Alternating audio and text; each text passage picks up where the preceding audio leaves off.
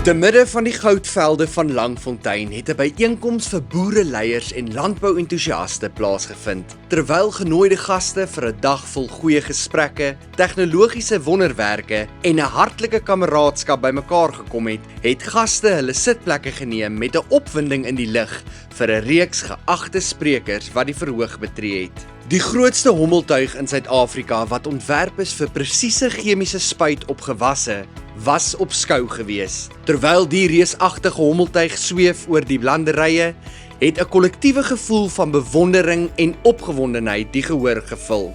Dr. Wouter Basson was die hoogtepunt van die dag en het van die geleentheid gebruik gemaak om die boere toe te spreek met sy geïnspireerde onderwerp: Hoe oorleef 'n mens?